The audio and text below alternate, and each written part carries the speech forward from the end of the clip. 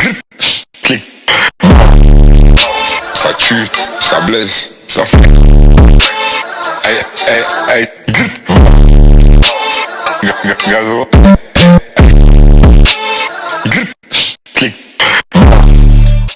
Obviously the golf channel is based around fitness, and how important fitness is, in my opinion, for any sport. So I've done a 12-week program recently, and the results have just been phenomenal in the way that I've come down in weight, but I've stayed strong, and my back was always an issue for me. And from losing a little bit of weight and getting a little bit stronger, my back doesn't hurt anymore, touch wood. So the question that I want to ask for you is, within professional cricket, I think it's probably gone more towards fitness now, but how important was fitness and your diet and your the mindset stuff as well? You'll be speaking to psychologists, I guess. How big was that within professional sport, and how important do you think that was for? It's massive. It's probably as important as technique is, Gordon. The physical side, the mental side, it is massively important. And you mentioned the importance of it. One, I think it gives you longevity to play your best over a longer period of time. If your body's fit and your mind's fit, you're going to perform it better.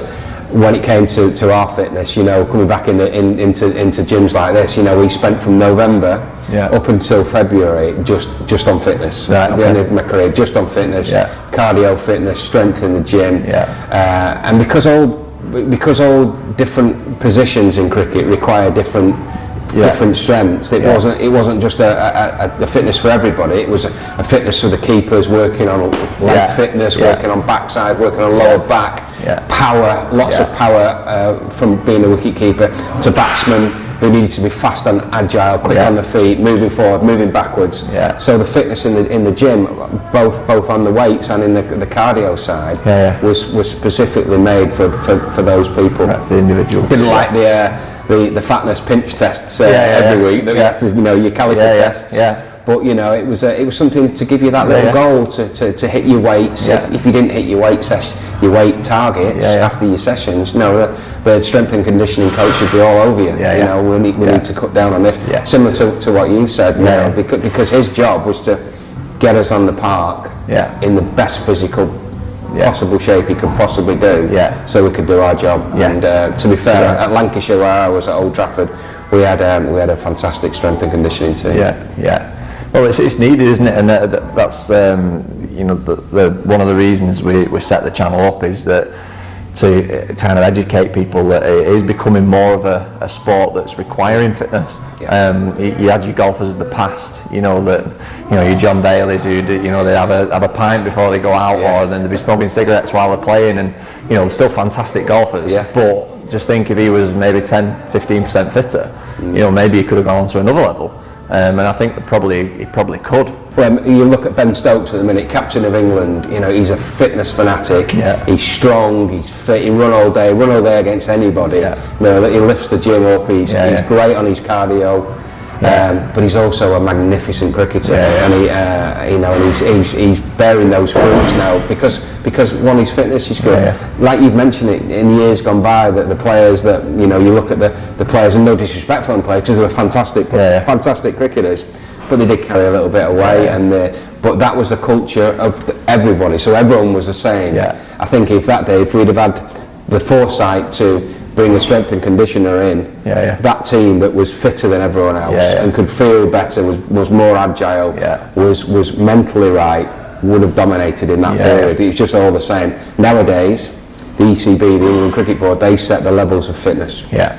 So you've got to be at this levels, and all the data and fitness from every player, from academy upwards, has got to go and be logged. Right.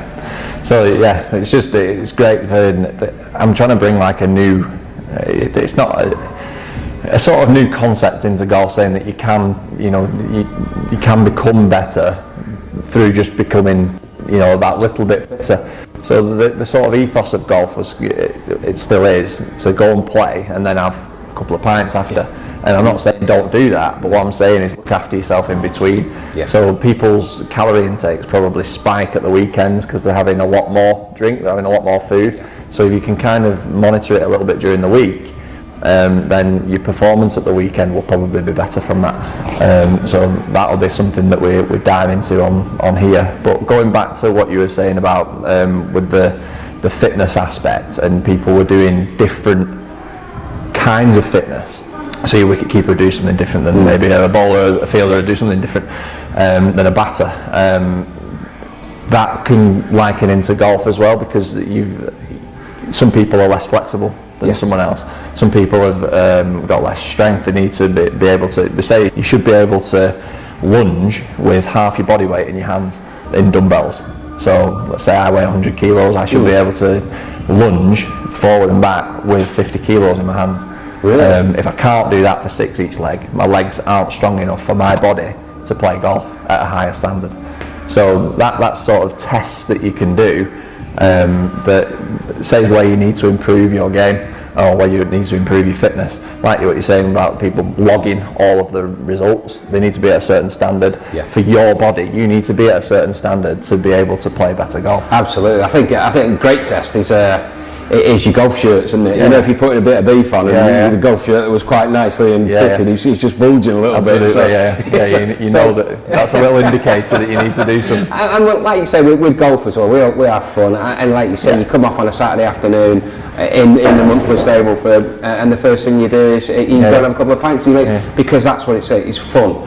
But like you said, if you've done your work during the week, the flexibility, you can afford to do that on the Absolutely, Saturday. And that's what, a lot of people, golf is that, and that's fine, but if you're really trying to strive to get better, and you will change a few things to get better, a good quote that I heard, change doesn't come without change. So that if you don't change your habits, you're not going to change your performance. If nothing changes, nothing changes.